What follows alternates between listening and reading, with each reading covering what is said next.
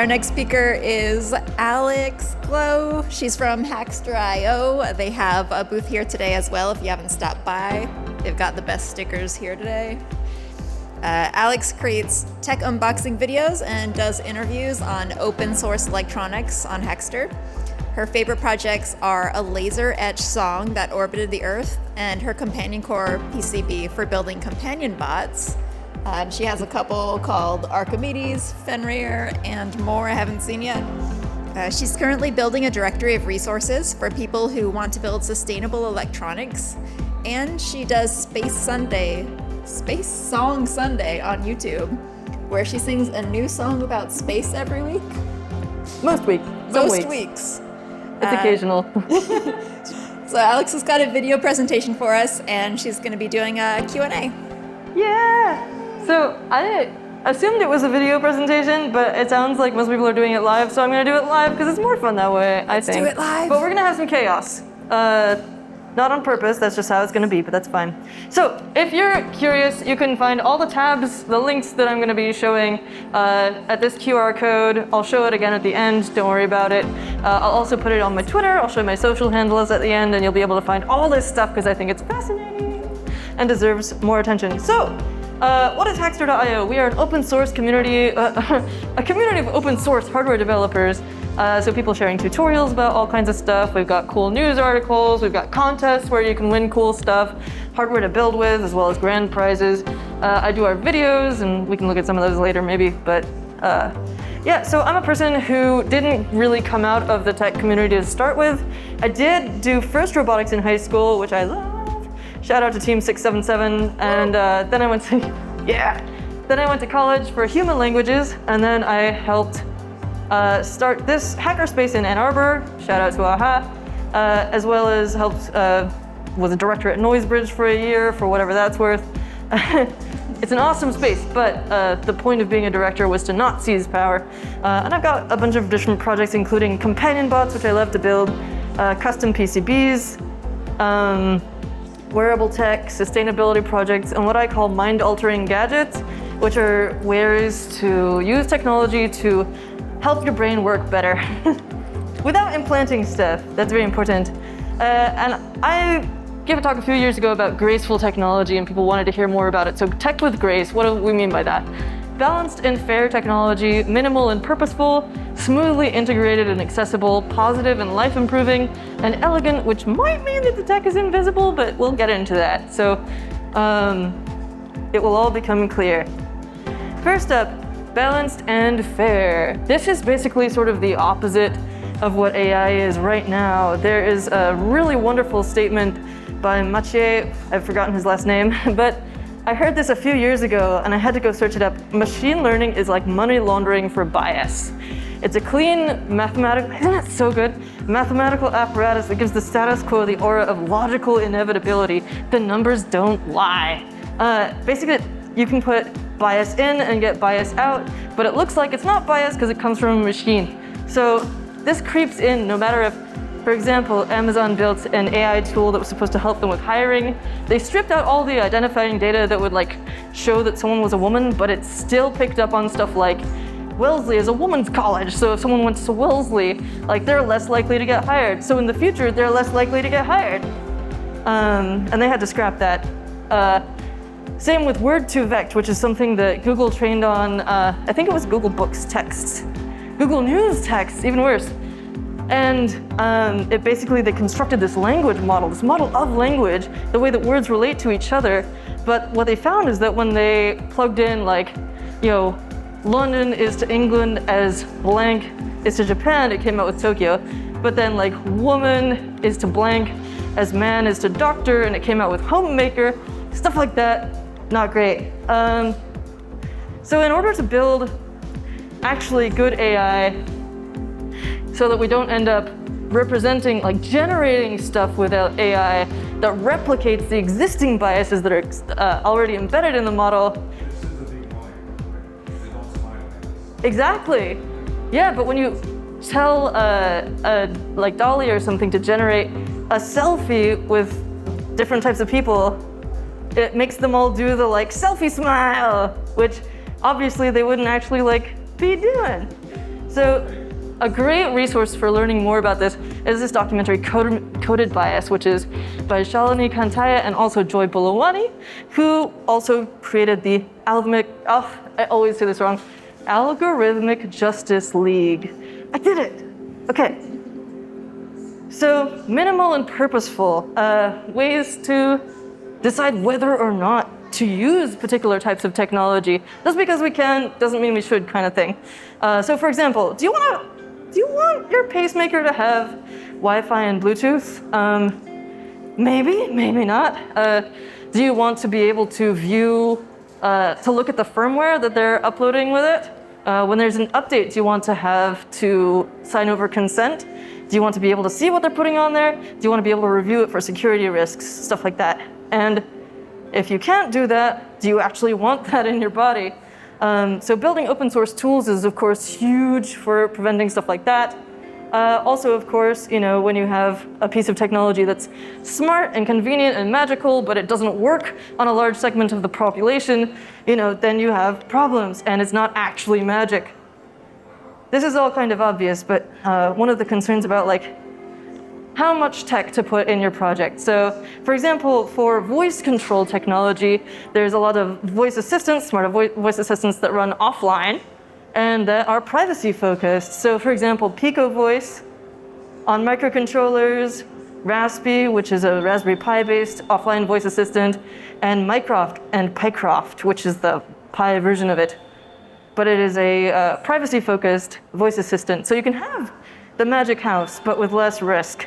And that's what the original version of Archie here, the bigger one that's on the table out there, was designed to do. It was built with a Google AI Vision Kit, which allows it to supposedly look at your face and detect emotions and then respond accordingly, which of course is going to have some variation on how it responds to different people. But I wanted to use it to highlight the fact that you can do stuff like that without it ever sending data up to somebody else's cloud. So it can do it completely offline. You don't have to have it talk to anybody's server. You can always do it at home. Smoothly integrated and accessible.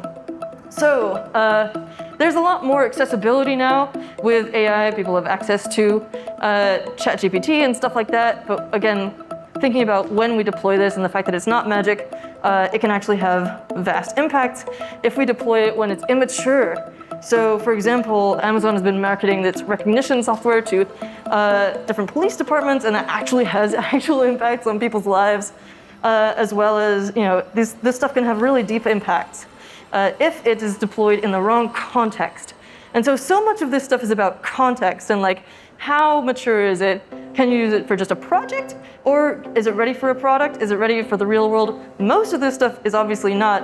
And that's partly supposedly what this AI open letter was about, where people like Elon Musk are saying we should have a hiatus for 6 months on the training of AI systems more powerful than GPT-4. Saying that, where is it? Ensuring that systems adhering to them are safe beyond a reasonable doubt. So they should not be deployed until they can be vetted, which is a little bit funny to me because there was this response from Timik Gebru, who was fired from Google's AI ethics board for basically writing about AI ethics, as is the case with actually a lot of the signatories here. So Microsoft, Google, Meta, and Twitter have all cut their AI ethics teams, and it's true that you do need to deploy AI once it's mature and once it's ready, but also if you have experts on your team, listening to them is a good idea. So they put out their own statement, which is very rightfully pointing out that regulatory efforts should focus on transparency, accountability, and preventing exploitative labor practices using the expertise of people who are available to you. And most of this stuff comes from the people using it, not from the tech itself. It's all contextual. A good thing to do is to note the limitations of your technology. So this is a cool thing that OpenAI did, which is guys, don't just run out and put this everywhere. Sometimes it writes plausible sounding but incorrect or nonsensical answers. It's very good at being convincing. It's not great at being right. And also there's not really a way to tell whether it's right or not until you're a human fact checking it. Machines just can't differentiate that stuff. And obviously even humans have problems with it too. So again, back to how it affects how I build robots. This is my little guy, and I'm basically building out a few different firmwares for it. So one of them is going to be TinyML based, that's going to be able to hopefully detect a pitch fed into it from an ocarina. I'm going to play an ocarina. It's going to respond based on the pitch that I play or the tune I play. But I also can do a similar thing with a fast Fourier transform on Arduino. And also, I'm coming up with like other types of software that I can run on it that will, for example, read the different sensors connected to the Arduino Nano 33 BLE Sense on there and report them through like coded chirps, which I think will be really fun. I think with the creativity in this community and all the vast amounts of intelligence in the tech community in general, we have the smarts to think of awesome ways, awesome things to do with this tech, and awesome ways to use it that are thoughtful. And so we really have no excuse, and also it's more fun when it's nice to people. So invisibility, obviously back when Google Glass was a thing, RIP, it caused a lot of controversy because on the one hand, it's really magical when you have like LEDs embedded behind a piece of wooden veneer or like some transparent black LED acrylic, and suddenly they light up and you're like, oh, there's smarts here, it's magic. That's really cool.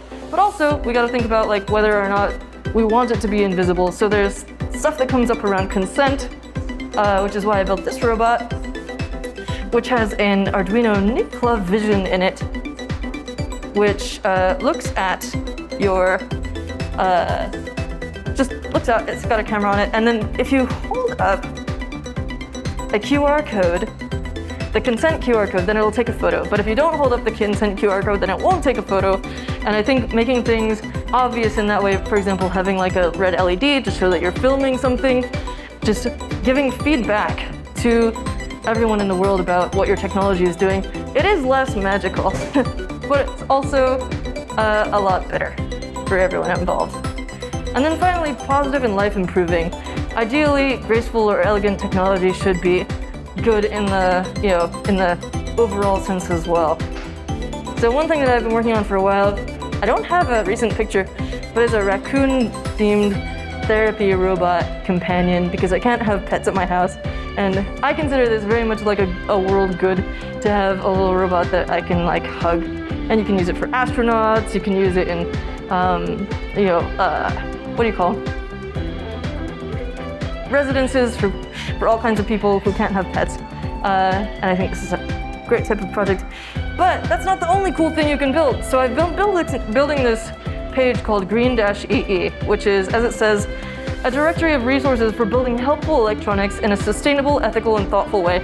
So everything from like a project that you're doing one of, to like building a whole corporation. I want to have links. I've got some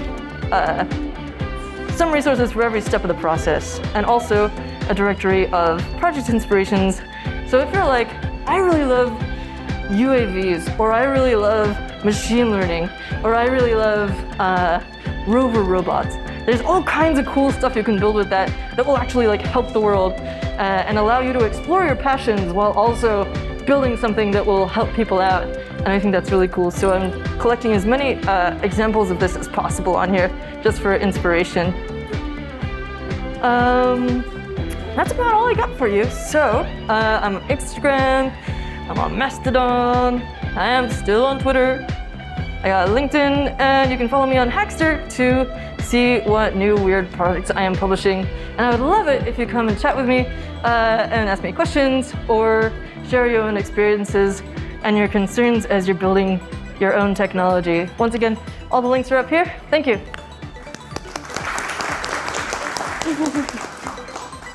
Thanks, Alex. You want to do some Q&A? Sure. I do want to make one of these into a telepresence bot because, if I can send a robot instead of myself, that'd be cool. Questions, anybody? Hey, Alex, what do you think about the idea of having bias bounties in the same way? Like, so since they've eliminated all their internal groups, what if we had some way of having them all pitch into some sort of external groups that check? I love that idea, bias bounty. Yeah. So that if you found one of those examples, like, oh, every time I put in a picture of beautiful woman, they're all thin, you know, kind of thing, where it's like imposing this kind of bias on there, I think that'd be amazing. Because even internal teams can't think of everything. I love that. I'm really interested in this concept of like imposing the standards of beauty when we're doing these image generators and stuff. Like, that's so interesting.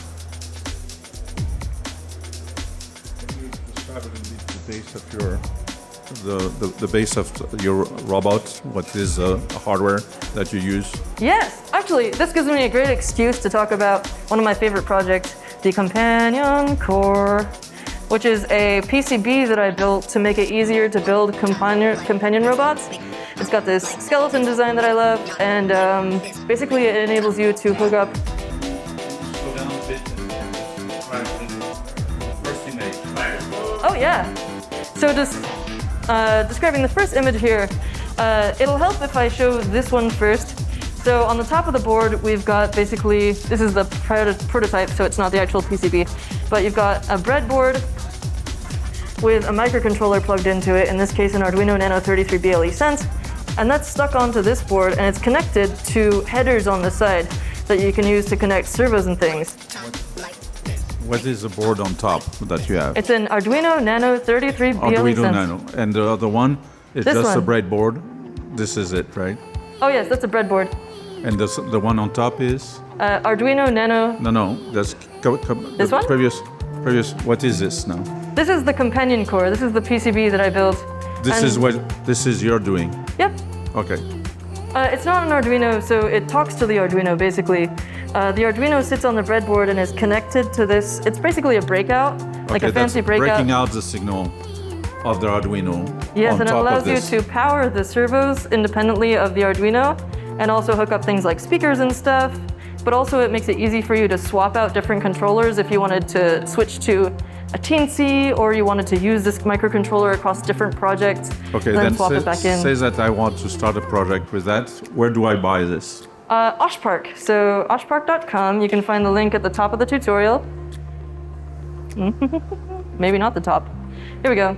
Or the most recent version from Oshpark here. And they are a US-based PCB producer. I don't get a commission or anything. You just like order it from them because it's open source. And yeah, I don't remember. Okay, so it's $20 and you would get 3 of them for that. And I ordered them in the After Dark colorway, which is black FR4 PCB substrate with a clear solder mask and gold Enig coating on the traces, which is fabulous. And then a white silk screen. Okay. You can also get it in purple. There's both versions here. But I like the black one. Any other questions for Alex? I'm gonna put out a tutorial for like a really sort of general how to start building a companion bot, because that's a question I've gotten a lot. But we also have a community that's specific for those on Hackster with all kinds of people's open source tutorials. Thanks, Cool. Alex. Thank you.